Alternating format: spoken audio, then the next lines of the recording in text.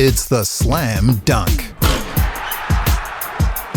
The government has made it clear it wants to remove barriers that are slowing down how many houses are built in New Zealand. And as part of my interview with Chris Bishop today, I asked him about his government's housing plans.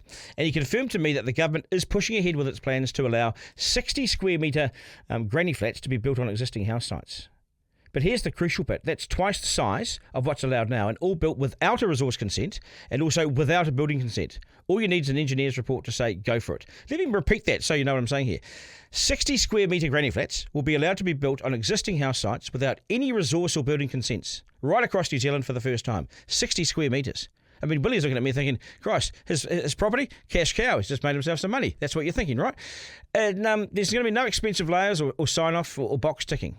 It takes huge amounts of time and costs, thousands of bucks per home, to get all the necessary consents for a dwelling of that size.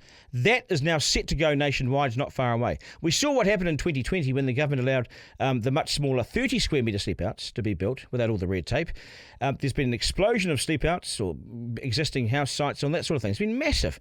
This takes it next level, folks. 60 square is a mid-sized apartment or it's a small house. It's significant and it's substantial. It's a standalone house. It's 2 bedrooms, it's a lounge, a dining bathroom, outside deck, and these will be built right across New Zealand on existing sites on your property without any of the consents and costs that we have seen up until now. This will save homeowners tens of millions of dollars in fees that the government now deems unnecessary.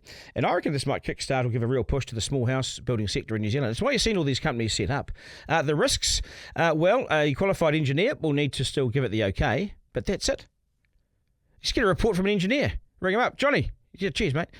And how many checks and balances do you need? And at what point does it hold us back as a country? And when does it become too expensive to do anything? I think that's a good move. It's common sense. But standards of granny flats or sleep-outs may vary. And remember leaky buildings? That was a result of standards being lowered and builders just built to the minimum standard. It was awful. Remember that? The intention here is right, so let's hope the outcomes are just as successful. But it's one way to build fast and build cheaper.